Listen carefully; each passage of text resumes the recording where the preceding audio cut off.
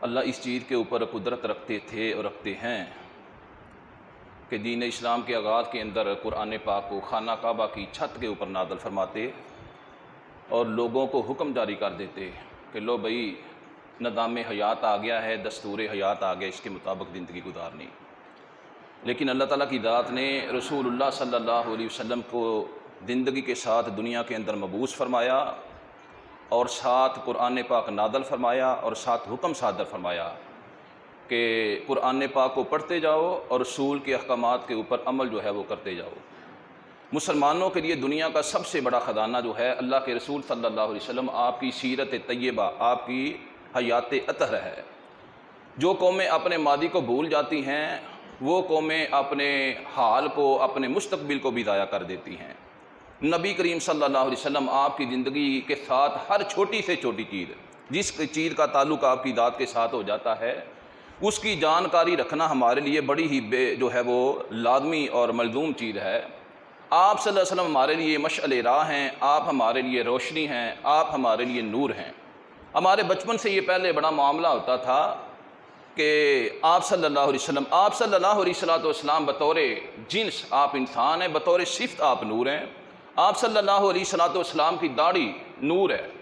سمجھنے کے اندر ایک مس انڈرسٹینڈنگ مغالطہ ہوتا ہے یا مغالطہ ہوا۔ میں یہ کہتا ہوں کہ اللہ کے نبی صلی اللہ علیہ وسلم کی ذات یہ نور نہیں ہے جو کمکمے کے اندر ہوتا ہے۔ یہ کمکمہ یہاں پہ روشن ہے، باہر اس کی روشنی نہیں ہے۔ اور رات کو آپ صحن کے اندر لائٹ چلائیں، اندر اس کی روشنی نہیں آئے گی۔ سورج سب سے بڑا سولر پاور کا پلانٹ ہے۔ سورج دن کو روشن ہوتا ہے، رات کو سورج کی روشنی نہیں ہوتی۔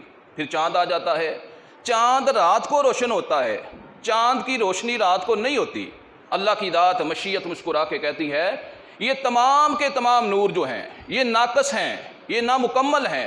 محمد رسول اللہ صلی اللہ علیہ وسلم، ہم نے آپ کو کائنات کے اندر ایسا کامل اکمل اور مکمل نور بنا کر دنیا کے اندر بھیجا ہے جو آپ صلی اللہ علیہ وسلم بطحا کی پہاڑیوں کے اوپر چلے اور بطحا خانہ کعبہ اور کعبۃ اللہ کے شہر کی پہاڑیوں کے اوپر چمکے، اور آپ صلی اللہ علیہ وسلم نے بشیروں و نذیرہ کی حیثیت پا کر پوری دنیا کے اندر جو ہے روس کیا، چائنا کیا اور کیسر و کسریٰ کیا اور فارس کیا اور بخارا کیا، ساری دنیا کے کروڑوں انسانوں کی کال کوٹھنیوں کو اور سینوں کو نور ایمان کے ساتھ منور اور روشن کر دیا۔ یہ اس کو نور کہا جاتا ہے۔ ہم کہتے ہیں بھئی آپ صلی اللہ علیہ وسلم نور ایمان ہیں، آپ صلی اللہ علیہ وسلم نور قرآن ہیں، آپ نور ہدایت ہیں، آپ نور حکمت ہیں، آپ نور نورانیت ہیں، آپ نور رسالت ہیں، آپ نور نبوت ہیں۔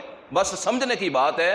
اور آپ صلی اللہ علیہ وسلم نور رحمت ہیں پوری کائنات کے لیے۔ اللہ تعالیٰ کی ذات نے آپ صلی اللہ علیہ وسلم وما ارسلناک الا رحمۃ للعالمین، ہم نے رسول اللہ صلی اللہ علیہ وسلم کو پوری کائنات کے لیے رحمت بنا کر بھیجا ہے۔ اور اللہ کی ذات نے رحمت کس طرح کا بنا کے بھیجا ہے میں نے پہلے بھی ایک دن عرض کیا تھا۔ آپ صلی اللہ علیہ وسلم اکثر اپنی امت کے بارے میں غمگین رہتے تھے۔ اللہ نے فرمایا فلا تذهب نفسك علیہم حسرات ان اللہ علیم بما یصنعون، اے میرے رسول آپ ان کافروں کے بارے میں غم زدہ نہ ہوا کریں، کہیں آپ اپنی جان کا ہی نہ نقصان کر لیں۔ پھر دوسرے مقام کے اندر حضرت جابر بن عبداللہ رضی اللہ عنہ سے روایت ہے، آپ فرماتے ہیں کہ اللہ کے رسول نے فرمایا مجھے اللہ نے سختی کرنے والا بنا کر نہیں بھیجا۔ آج ہمارے مولویوں کی، ہمارے علماء کی، ہماری زبان دیکھیں بڑی سخت اور کرخت لہجے والی ہوتی ہے۔ اللہ کے رسول فرماتے ہیں مجھ کو اللہ نے سختی کرنے والا بنا کر نہیں بھیجا، مجھ کو اللہ کی ذات نے عیب جوئی کرنے والا بنا کر نہیں بھیجا۔ پھر کیا ہوا؟ حضرت ابو ہریرہ سے روایت ہے، حضرت ابو ہریرہ فرماتے ہیں کہ بدو آیا،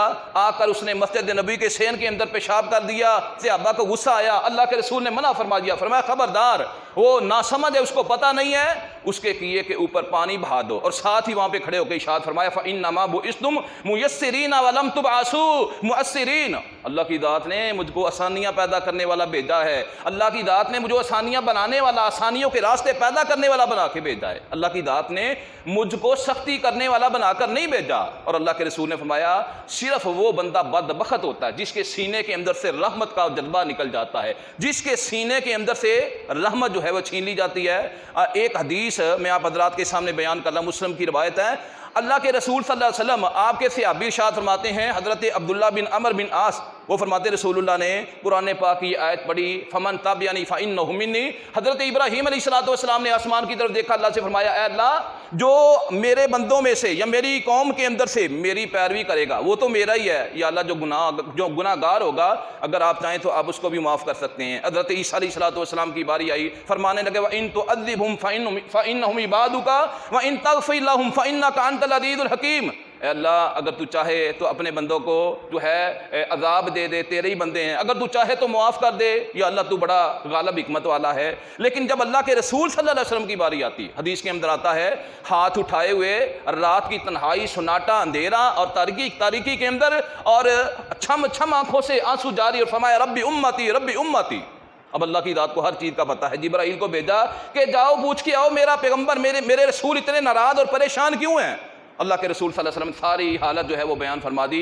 اللہ کی ذات نے فرمایا جبرائیل سے جاؤ جا کے رسول اللہ صلی اللہ علیہ وسلم سے کہہ دو کہ ہم تیری امت کے بارے میں تجھ سے ایسا سلوک کریں گے وَلَا سَوْفَ يُؤْتِكَ رَبُّكَ فَتَرْضَىٰ، کہ تو اپنے رب سے راضی ہو جائے گا۔ ہم تیری امت کے بارے میں تجھ کو، ہم آپ کی امت کے بارے میں ناراض نہیں کریں گے۔ میرے بھائیو قیامت کا دن ہوگا، صرف وہ بندہ جس نے شرک کیا ہے اس سے ہٹ کے جتنے بھی کلمہ گو ہیں اپنے اپنے اعمال کے مطابق سزا جو ہے بھگت کر اللہ ان کو جنت کے اندر جو ہے وہ داخل فرما دیں گے۔ تو اللہ تعالیٰ کی ذات نے نبی کریم صلی اللہ علیہ وسلم کو ایسا رحمت بنا کر بھیجا کہ آپ سب سے زیادہ پیار جو تھے غریبوں کے ساتھ کرتے تھے۔ ہاں آج جو غریب بندہ ہوتا ہے لوگ تھوڑی کی اس کے ساتھ سلام لینے کے لیے راضی نہیں ہوتے، اللہ کے رسول صلی اللہ علیہ وسلم سب سے زیادہ غریبوں کے ساتھ پیار کرتے تھے۔ حضرت ابو ذر غفاری رضی اللہ عنہ فرماتے ہیں کہ اللہ کے نبی نے مجھ کو وصیت کی، مجھ کو ایڈوائز کیا، وہ کیا تھا؟ اللہ کے رسول نے فرمایا مسکینوں کے ساتھ تعلق رکھو اور مسکینوں کے قریب بیٹھا کرو، اس کے اندر اللہ نے تمہارے لیے بہتری رکھی ہے۔ پھر صحابہ کو خالی حکم نہیں دیا بلکہ خود بھی عمل کر کے دکھایا۔ کسی نے پوچھا ہے اللہ کے نبی اگر آپ کو ڈھونڈنا ہو تو کہاں پر ڈھونڈا جائے؟ اللہ کے رسول نے فرمایا اگر مجھے ڈھونڈنا ہو تو مسکینوں کے اندر، غریبوں کی محفل کے اندر جا کر ڈھونڈنا، میں تم کو وہاں پر ملوں گا۔ اس کی وجہ کیا ہے؟ فَإِنَّمَا تُرْزَقُونَ وَتُنْصَرُونَ بِضُعَفَائِكُمْ۔ اللہ کے رسول فرماتے ہیں جو اللہ تم کو رزق دیتا ہے نا، جو ہم کہتے ہیں پتہ نہیں اللہ کہاں سے دے رہا ہے، یہ فقط اس صدقے خیرات کی وجہ سے ہوتا ہے جو آپ مسکینوں کے اوپر خرچ کرتے ہو، جو آپ جو ہے حق داروں کے اوپر اللہ کے رسول فرماتے خرچ کرتے ہو، تمہاری اللہ اس کی وجہ سے مدد کرتا ہے۔ اللہ کے رسول صلی اللہ علیہ وسلم غریبوں کے ساتھ اتنی محبت کرتے تھے، اتنا پیار فرماتے تھے، مسجد نبوی کے اندر صفائی کرنے والی کالے رنگ کی ایک سادی سی عورت فوت ہو گئی، صحابہ نے اتنی اہمیت نہیں دی، اس کو دفنا دیا، اللہ کے رسول صلی اللہ علیہ وسلم کو اطلاع نہیں دی۔ چند دن گزر گئے، نبی کائنات صلی اللہ علیہ وسلم تشریف لائے، صحابہ سے پوچھا وہ عورت ادھر ہوا کرتی تھی مسجد نبوی کے سین میں جھاڑو دیا کرتی تھی، وہ نظر نہیں آ رہی کافی دنوں سے۔ اللہ کے رسول صلی اللہ علیہ وسلم کو دیکھ کر صحابہ فرمانے لگے اللہ کے رسول وہ فلاں عورت، وہ کالے رنگ والی؟ فرمایا ہاں وہی۔ کہنے لگے وہ تو فوت ہو گئی۔ اچھا فوت ہو گئی، کب کی بات ہے؟ جی چند دن ہو گئے یا کافی دن ہو گئے۔ آپ نے فرمایا آپ نے مجھے بتایا کیوں نہیں؟ انہوں نے وجہ بیان کی، کہنے لگے اللہ کے رسول ہم نے شاید اتنی اہمیت نہیں دی یا آپ کو تکلیف دینا مناسب نہیں سمجھا، اس وجہ سے ہم نے اس کو دفنا دیا۔ اللہ کے رسول صلی اللہ علیہ وسلم کا کلیجہ بھر آیا، اٹھ کے کھڑے ہو گئے، فرمایا چلو میرے ساتھ قبرستان کے اندر مجھ کو بتاؤ کہ اس کی قبر کہاں پہ ہے۔ قبر کے اوپر جا کے کھڑے ہوئے نماز جنازہ ادا کی۔ اس کو بولا جاتا ہے وما ارسلناک الا رحمۃ للعالمین، آپ نور ہیں، نور رحمت ہیں، پوری کائنات کے لیے نور بن کے آئے۔ میرے بھائیو اگر ہم نے آپ کو نور سمجھنا ہے، آپ کے نور کے اندر سے نور ایمان ہم بھی حاصل کریں تاکہ آنے والے وقت کے اندر ہماری بھی قبریں روشن ہو جائیں۔